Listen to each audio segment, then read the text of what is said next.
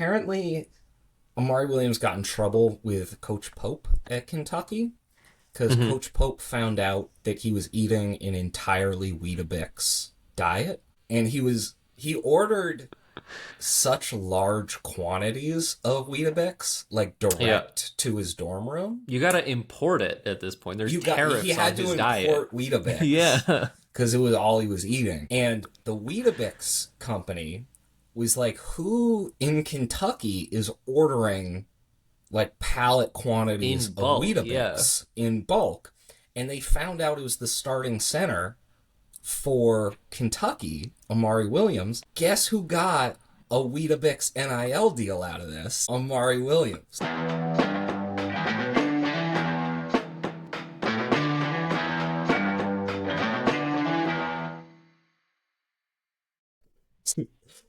Oh, what is up, guys? Welcome back. Another episode of Jays and Confused. We were recording a couple days after the Celtics' big win over the Grizzlies, and right before we go into what looks like the easiest stretch of the season. We got Clippers, then Nets back to back. Yep. Matt, how Love are you that. feeling right now? I'm feeling good. It's nice to see us beat up on a bad team a little bit. That Memphis win was resounding to say the least. I felt a lot of sympathy for John Morant watching that. That was my main takeaway. That if I had to try to carry that Memphis Grizzlies team, I would also feel like I lost my joy. Yeah, but you know what? I'm not gonna fixate on his negativity. I'm found my joy seeing the Celtics pull out a, what was it, 36-point win. Yeah, Jordan And Walsh just, got the start. Looked good. yep, Jordan Walsh getting the start. We had five guys in double figures in that game. Just like, I think the thing that, and full transparency, I missed that game and was just catching up on some of the highlights and looking at the stat sheet and everything.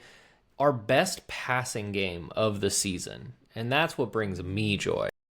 The passing was really fun to watch. I have trouble taking away like takeaways from this just because it didn't even look like the Memphis team was really trying.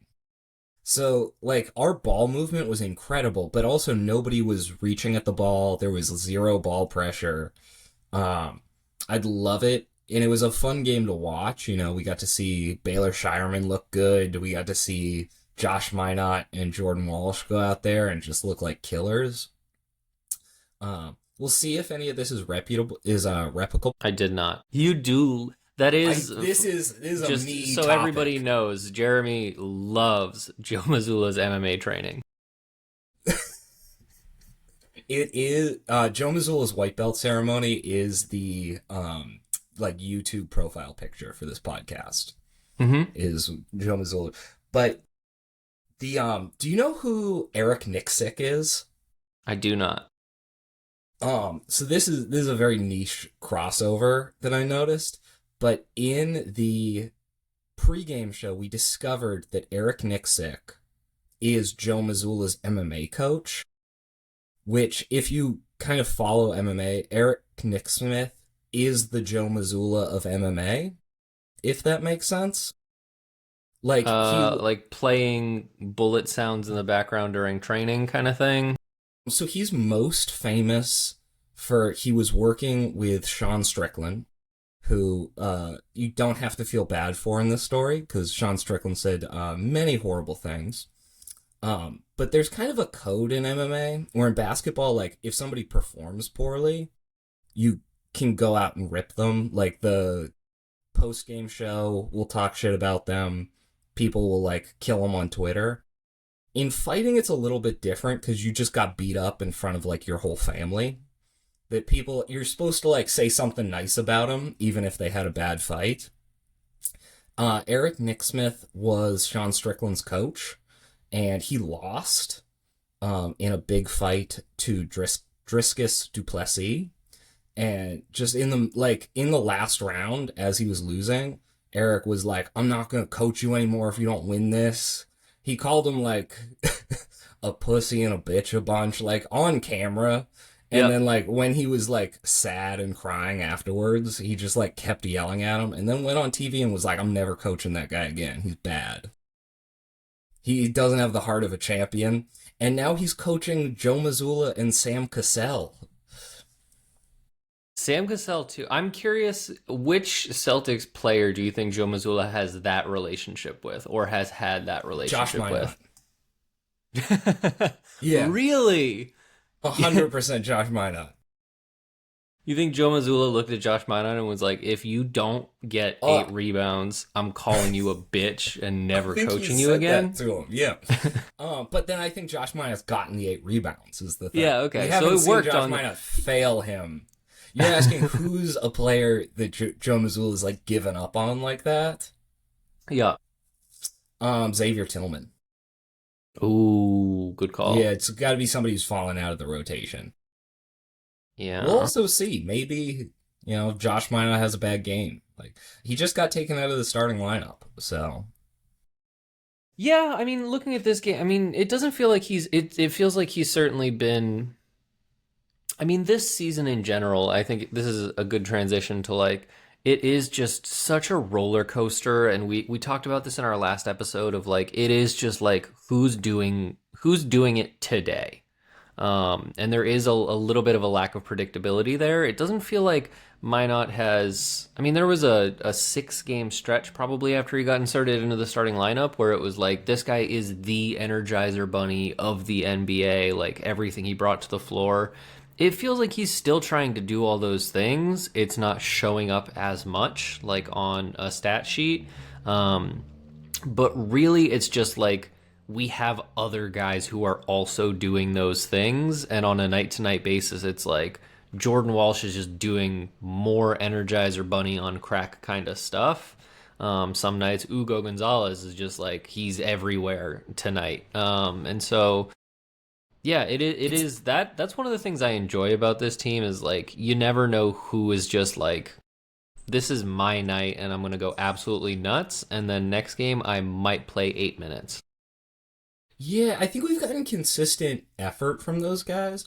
But when what you're bringing to the table is just chaos, it's hard to have consistent chaos, if that makes sense. Like you can have one game where you're, getting 4 steals and just crazy Energizer Bunny, but even if you bring the same energy to the court and strategy the next time, you're not guaranteed to get the same result. It it's a good sign that we're rotating through these wings based on who's playing best and not because guys are playing poorly. Like coming into the season, if you just showed me the starting lineups for each game, I would think that it was because, Josh Minot was playing so poorly they had to take him out, and then Jordan Walsh was playing just mediocre, so they put him in. But really what it's been is, Jordan Walsh plays amazing, gets elevated to the starting lineup. Same thing when Josh Minot was kind of elevated. Baylor Shireman, I think, probably earned a few minutes in that Grizzlies game. That, he hit 2 or 3 threes. He looked like he was giving good energy defensively. That the choice for Joe Mazzulla isn't, this guy's playing bad, so we need to take him out. It's, these 4 guys are playing so well. Who do we have minutes for? Yeah. Yeah, I mean, Baylor Shireman's still like continuing to exist. It feels like there's this rotating bubble of like which one of those bench wings is just not gonna see any floor time. And they've like the first part of the season, it was Jordan Walsh was just like not getting on the floor at all. And then he did and impressed, and now Baylor Shireman fell out, and it was like, are we gonna see him again?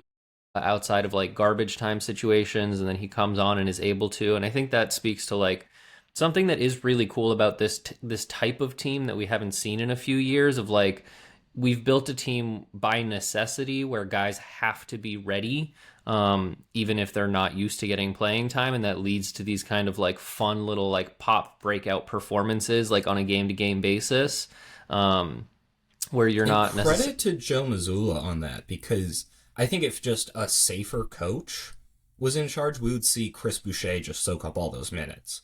Because he was kind of the most proven NBA player of that group coming into this season.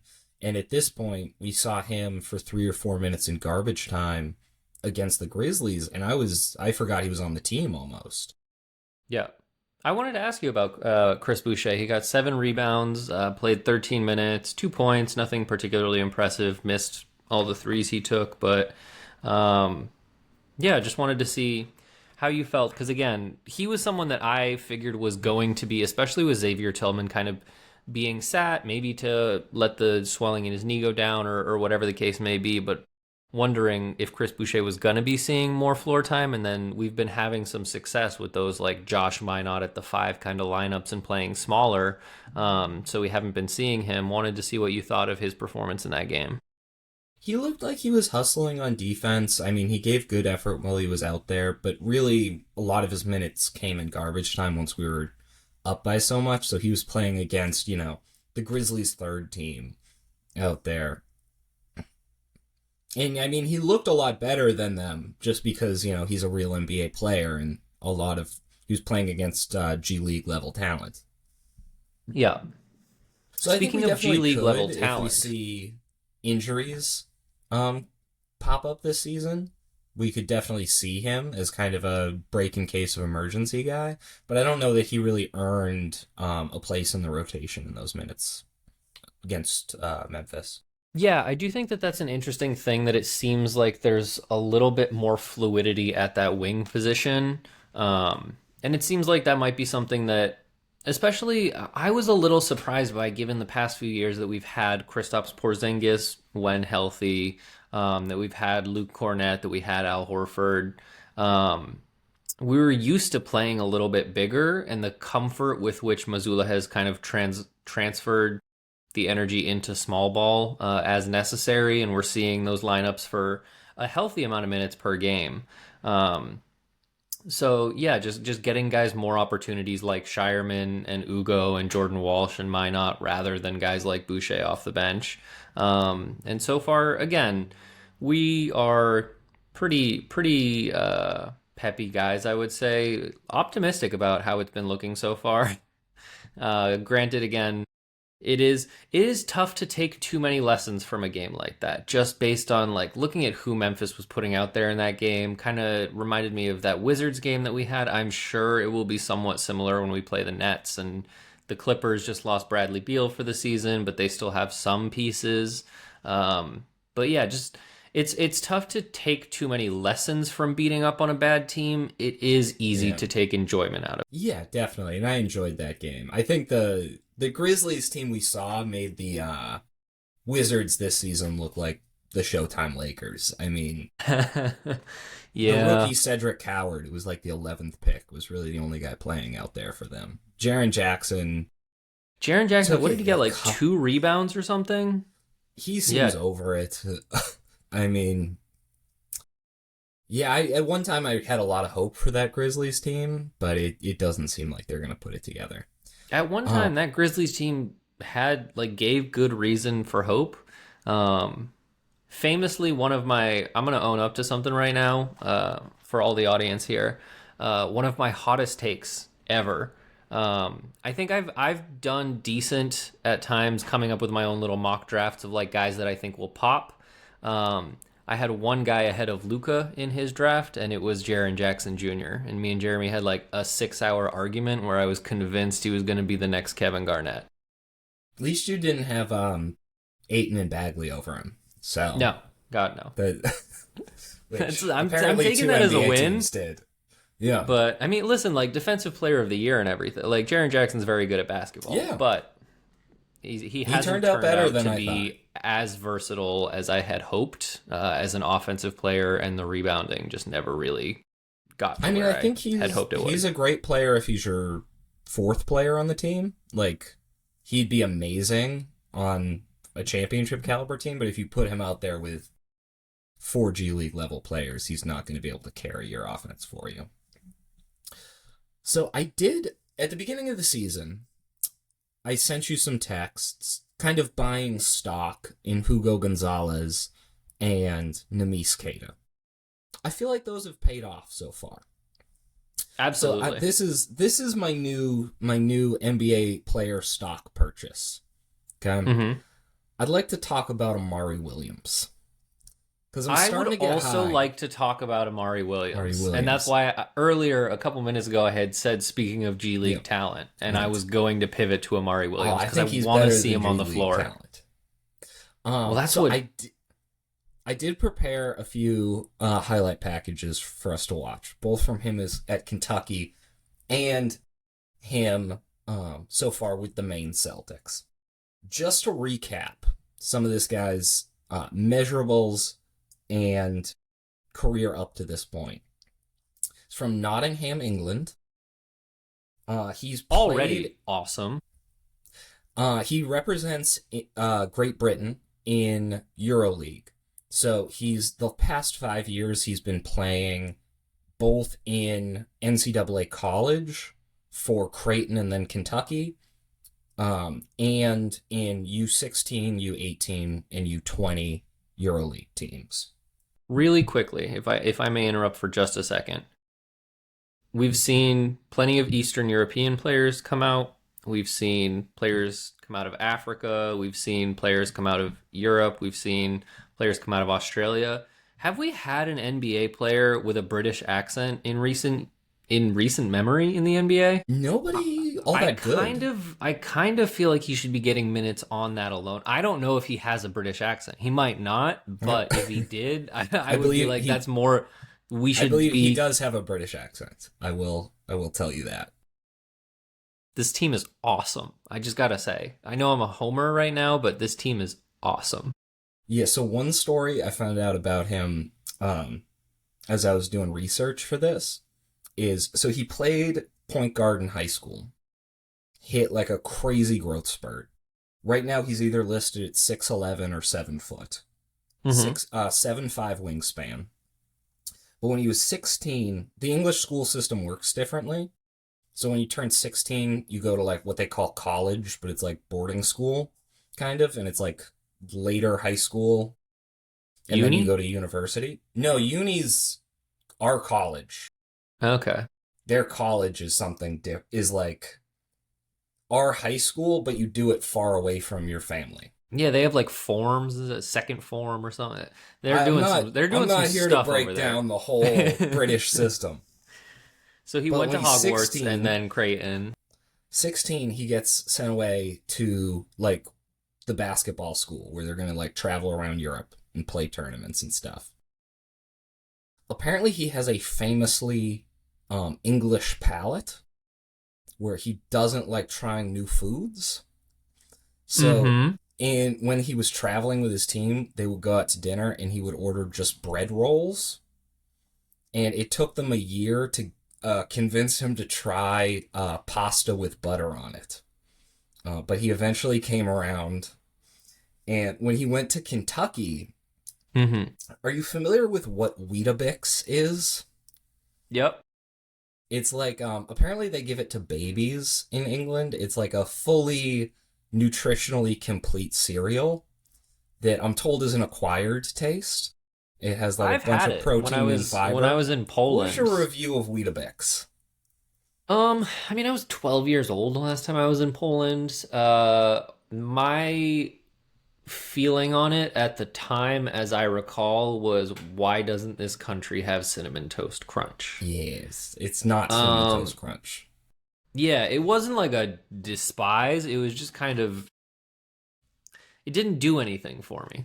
So apparently, Amari Williams got in trouble with Coach Pope at Kentucky because Hmm. Coach Pope found out that he was eating an entirely Weetabix diet, and he ordered such large quantities of Weetabix, like Yeah, direct to his dorm room. you got to import it at this point. There's tariffs He on had his to diet. import Weetabix Yeah. because it was all he was eating. And the Weetabix company was like, who in Kentucky is ordering like pallet quantities In of bulk, Weetabix in bulk? And they found out it was the starting center for Kentucky, Amari Williams. Guess who got a Weetabix NIL deal out of this? Amari Williams. Okay. And before you ask, we already served Weetabix at the Celtics training facility. Terrifying. Okay. So right now, Amari Williams is averaging 28-4 for the Maine Celtics. In college at Kentucky, he averaged 11 points, 8.5 rebounds, 3.2 assists, half a steal, and 1.2 blocks. Mm-hmm. So first I want to put up his Kentucky tape to look at. It's going to be kind of a test of our ability to screen share. While we're waiting to see how this goes, how do you feel about the name change? Losing the Red Claws. Because Maine Celtics, you've said a couple times, and it throws me... Oh, here we go. I liked the name Maine Red Claws. I feel like it gave a little bit more personality. I don't entirely get why we got to do Maine Celtics. I'm going to keep using... I still call X Twitter. I'm still going to call Maine Celtics Red Claws. But yeah, I mean, I live in Worcester, and the Worcester Red Sox just does nothing for me. Like in Pawtucket, at least it was the Paw Sox, Woo Sox, I guess. But I do wish there's just more creative nods. Like, I don't know, G League teams, minor league teams. I do think that they could be a little bit less, just like I think their merch is going to be less fun. Yeah. Now I did take a look at some of his draft comps going into the draft. Amari Stoudemire. RotoWire had his realistic NBA comp as Aaron Baines. Oh, I'm all in. Aaron Baines ain't walking through that door, folks. He might be. Bleacher Report had his realistic comp as Isaiah Hartenstein. So he is a little bit more of like a big plotting center than I think we've gotten in a few years. You can see at the bottom of the screen, his height is listed at 7 foot, 262.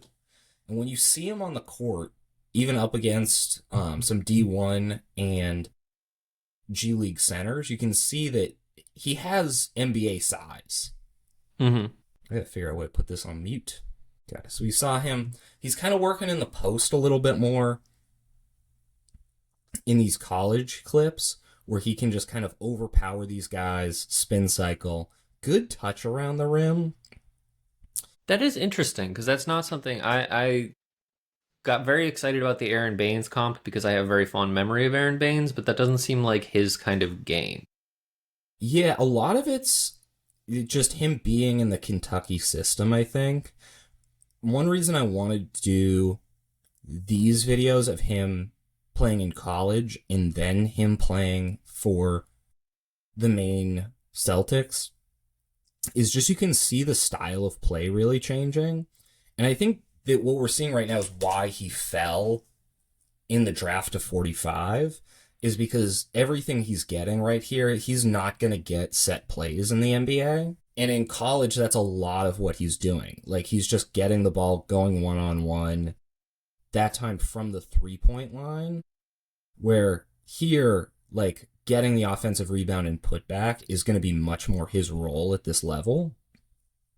And being a screener, where at Kentucky, they famously don't run a lot of pick and roll, and they've had a lot of guys fall in the draft because they don't meet, they don't really fit the play style. So like, Devin Booker, Jamal Murray coming in as ball handlers, not really being able to show that too much when they're just kind of lobbing it into a big. And then we've seen a lot of bigs choose Kentucky because they'll play out of the low post, so they can attract a DeMarcus Cousins and an Anthony Davis and a Cat Towns. They really kind of took on Amari Williams for a fifth year as kind of a stopgap in between their like super high level centers. Because him being so much older than these guys, he can kind of fill that role of having a big low post presence.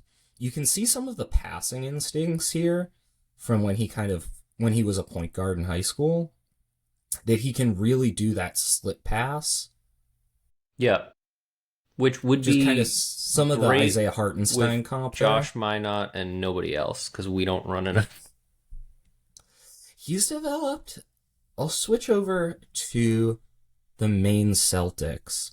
But you'll see he has developed kind of a two-man game with Shulga, where Shulga's kind of figured out how to cut off of him.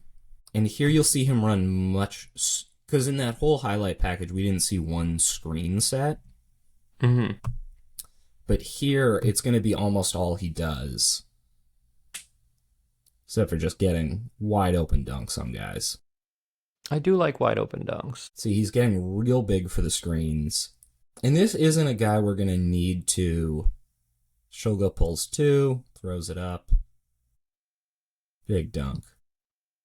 But this isn't a guy we're going to need to carry a lot of offense, but if he can just do this screen, roll, and have soft hands, I mean, he's going to get a ton of points at the NBA level. Just easy buckets. And it does seem like that is kind of what we're seeing with our big man rotation right now. Even, again, nobody is confusing Keita or Garza for offensive powerhouses at the center position, but we are finding a lot of opportunities on those kind of screens. They're just finding themselves open, and other teams are, for some reason, just like really giving them those opportunities. Again, you're seeing that shot that looks very similar to like the Garza push shot.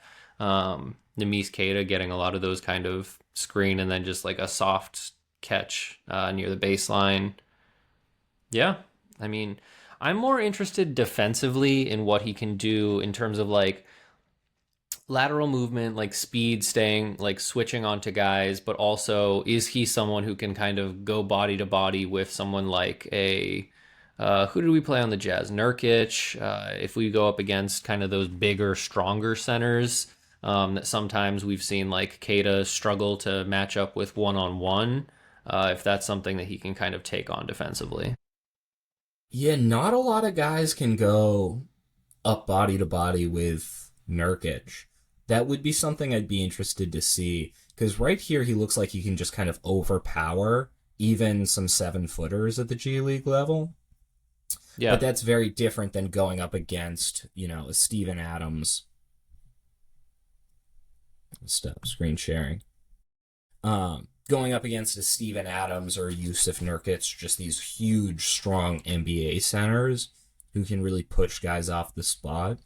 It looks like the G League stats site doesn't have blocks, but I have seen on Twitter and social media that he got 4 blocks in a quarter at one point, and it does look like he can get some real height on his contests.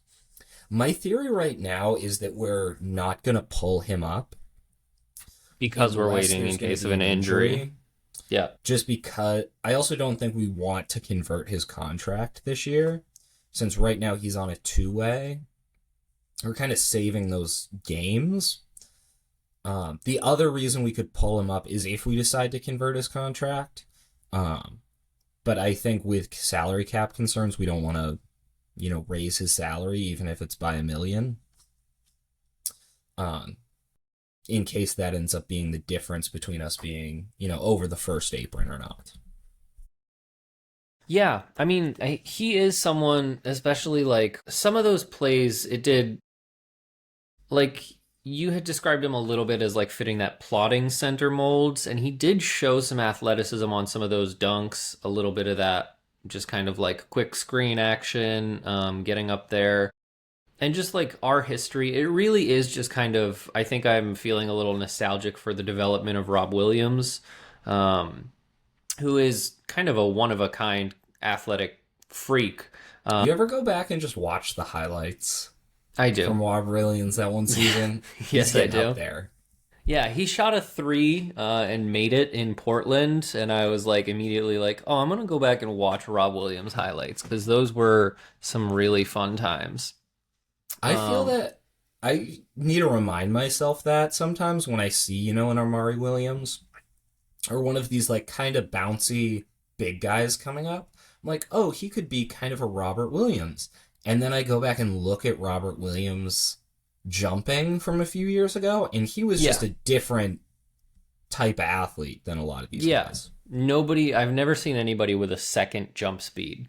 Like, he was up, down, and then up again a nanosecond late. Like, Rob Williams was different, and I do miss those days. The only guy I've seen that I can kind of compare to it, and this is different because he was just so much stronger, was prime Dwight Howard when he was with the Magic. he could just kind of pogo stick up and down over and over again and just like keep getting rebounds, keep blocking shots. That he wasn't anywhere close to done after his first jump. Yeah, and I think like the what all of this comes to as we like continue to talk about this season is I think it's just an element of our offense that I am missing a little bit, that I think I have been missing since the Rob Williams years. You saw, I mean, Luke Cornett provided a little bit of vertical spacing with the lob dunks.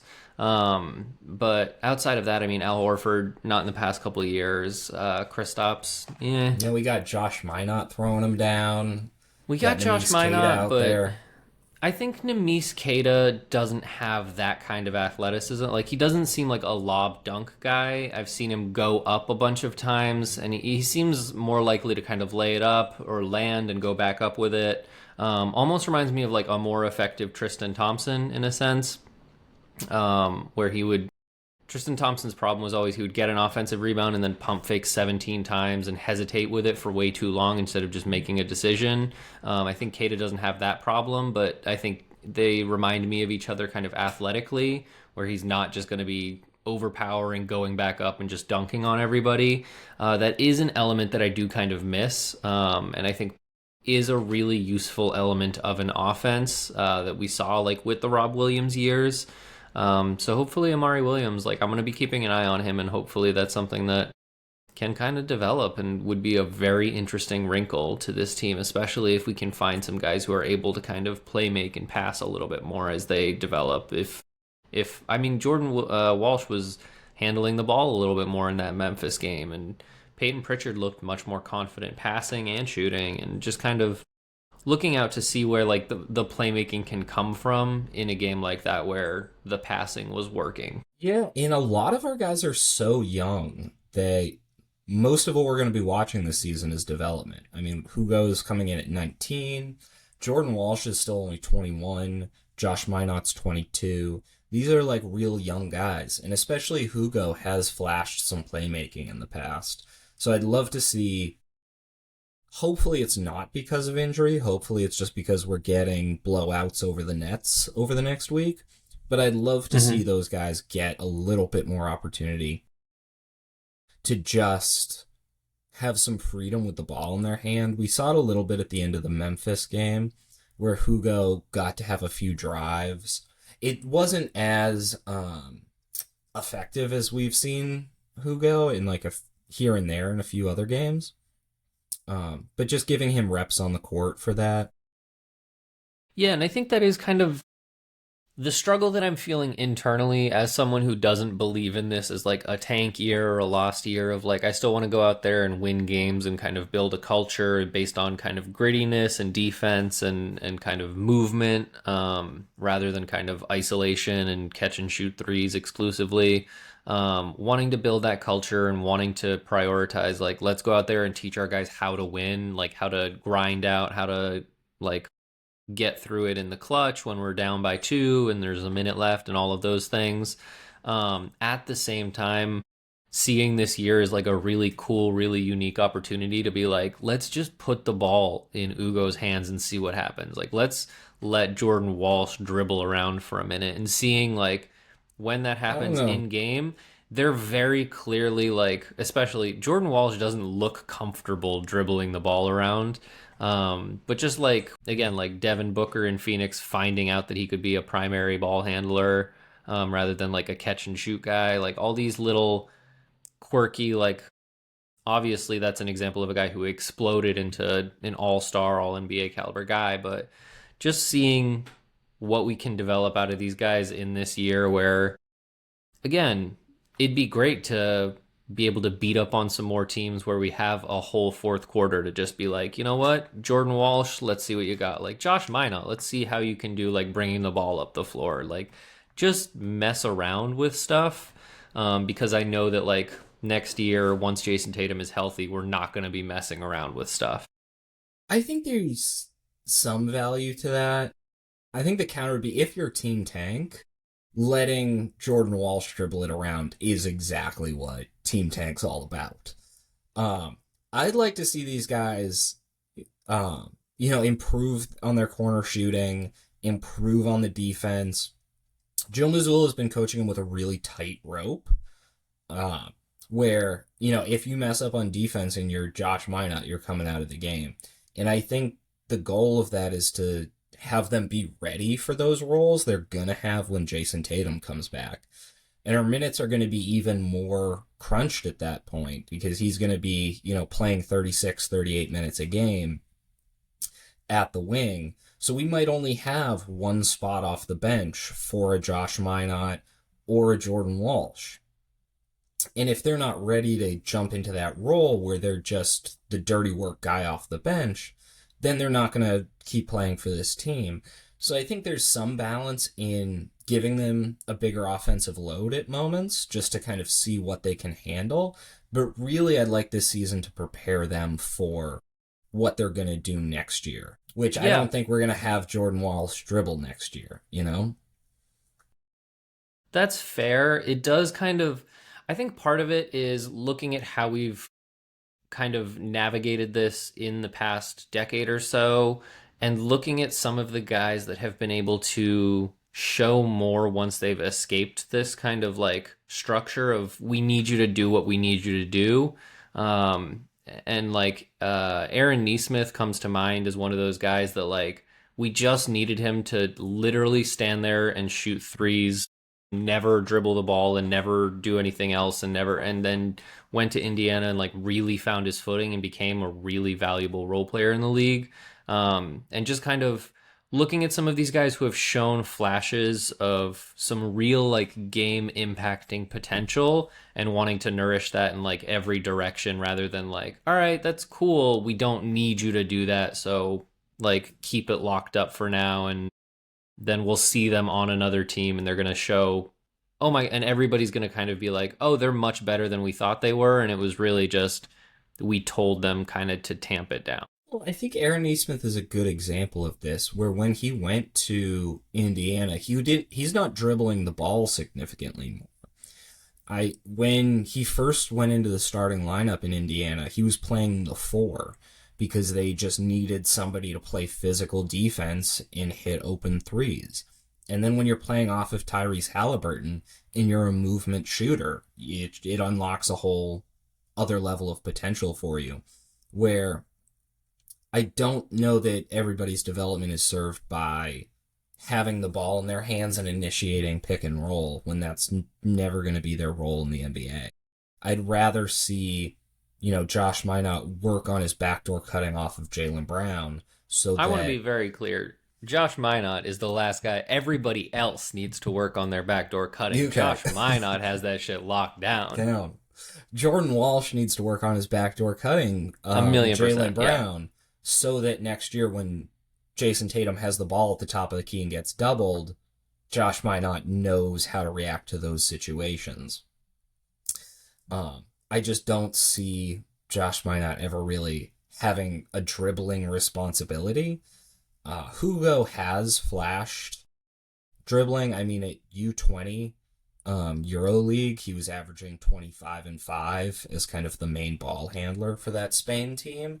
So I could definitely see a few years from now him being a ball handler coming off our bench. I don't know that his handle and instincts are quite there yet, but I would love to see, him run some offense with a late game bench team in some of these blowout games.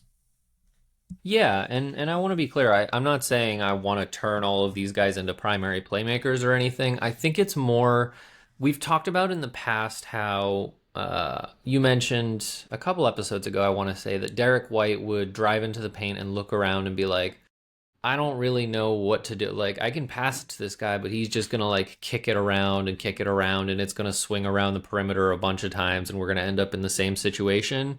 I think it's less of like, I want to turn Jordan Walsh into a point guard and more of, I want these guys to be able to like create something for themselves or others, not necessarily like as our first option, but like with 8 seconds on the shot clock, if the ball swings to Jordan Walsh, can he do anything except swing it to another guy? And just kind of like feeling like this is a kind of season where we have the ability to just like test that out and be like, drive and kick it out, or do like just see what they're capable of, so that they have that as an option. Again, if in the future Jason Tatum and Jaylen Brown are getting double teamed and there aren't open threes and the defense is rotating well and we need these guys to be able to do something with the ball in their hands, I want them to have like some experience with that. Yeah, I can definitely see that the next step for a Jordan Walsh or a Josh Minott is just learning how to attack a closeout, either by, shooting or pump faking and driving and then passing out. One thing that I've been thinking about a lot this season, we shot a good number of threes against Memphis, but apart from that, we really haven't been shooting the three ball as much as we had the last few seasons. And our offense has been much more mid range focused. Part of that's obviously the talent drain from last year, where we had a lot more guys who could shoot the three. Do you think we need to go back a little bit to the old offense where if you catch it on the perimeter and you're open, you need to shoot, or else you shouldn't be out there? Because I'd like to see Josh Minott and Jordan Walsh get a little bit more aggressive with their three ball. Because right now they're getting a ton of space when they catch it on the perimeter, and it looks like they're hesitating before shooting, which to me, I mean, they're out there for their defense and their hustle, so they're probably told either directly or indirectly that, try to get the ball back to a Jaylen Brown or a Derek White. If they were on this team last year, that wouldn't fly. If they caught it in the corner, you're open, shoot immediately. And I think the offense, I think we're somewhere in the top 10 in offensive efficiency, but it hasn't been as smooth as it has been in last year. So I'm wondering, would you prefer they shoot those shots, or are you comfortable with them just kind of resetting the offense and getting it back in the hands of, Peyton Pritchard? Yeah, I think it's a reasonable concern. I was never a huge fan of how much that team was reliant on the three. I'm a guy who really values like diversity of offense, and I love that So we've you been hate able to. math. I do hate math, I knew it. since childhood, actually.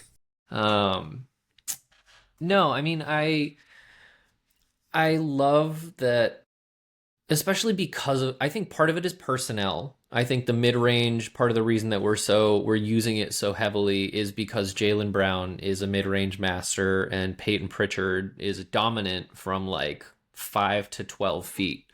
Um, so I think that part of it is personnel. I think Derek White has shown he's very comfortable in the mid range as well.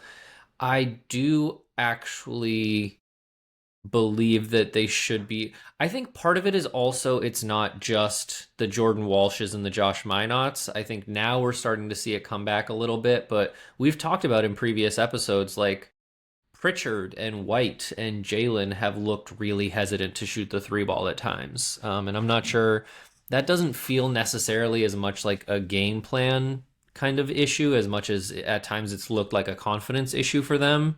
Um, but I do want to get everybody else, the role players, more comfortable from three.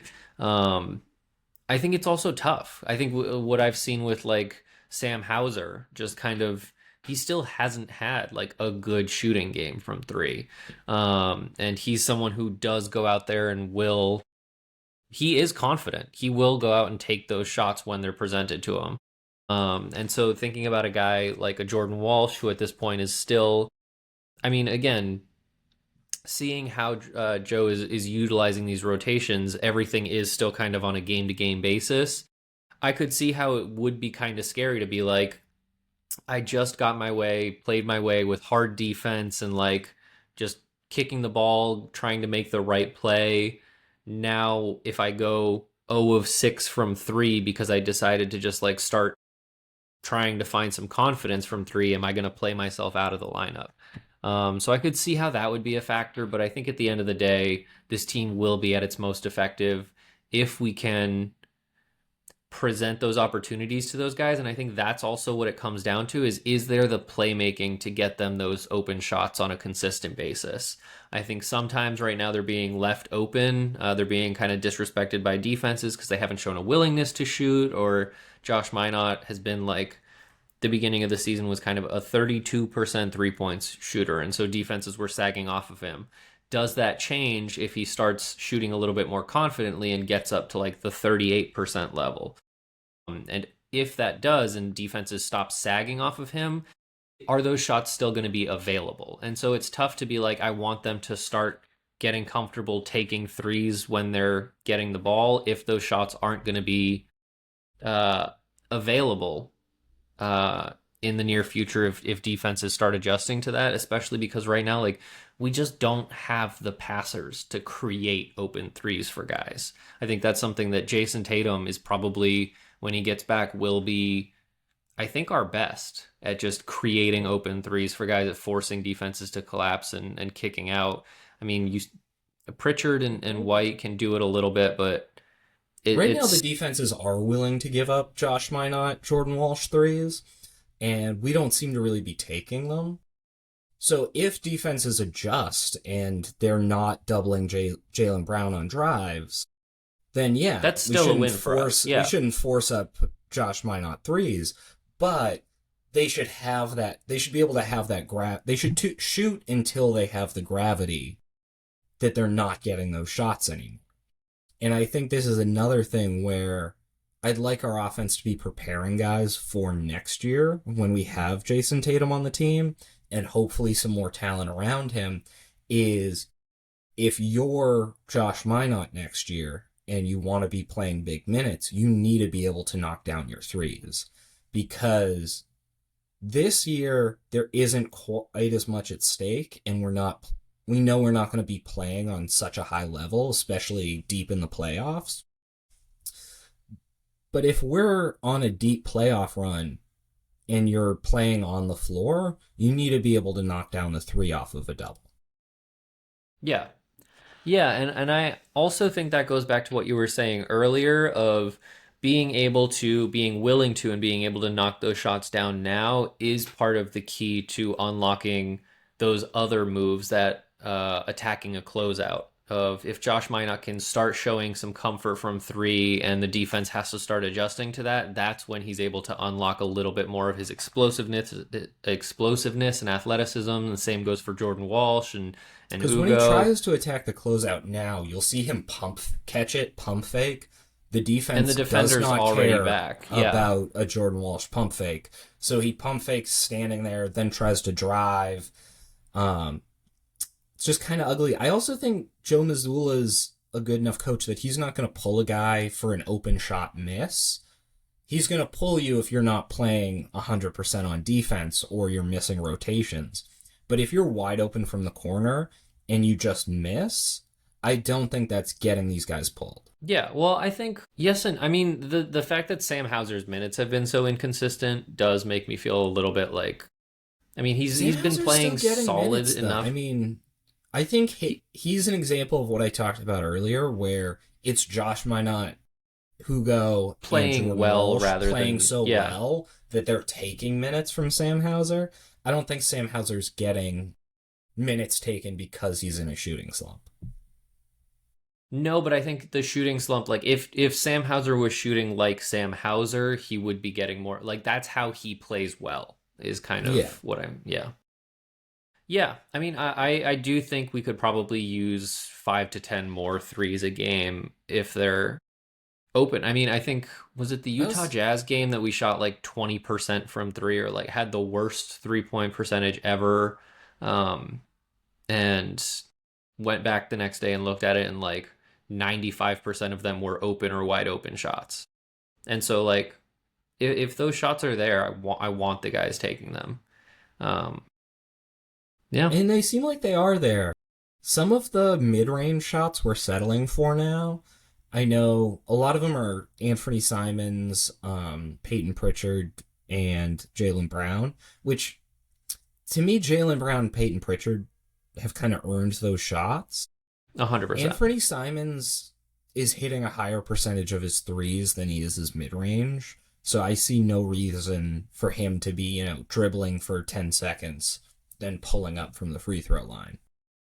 I do agree with that. Yeah, 1,000,000%. Anthony Simons continues to confuse me on an almost nightly basis. It's definitely an enigma. All right, well, I think that'll do it for this installment of Jason Confused. Thanks everybody for tuning in. Yeah, we will see you next time after the Celtics hopefully pull one out against the Los Angeles Clippers. Should be a fun one.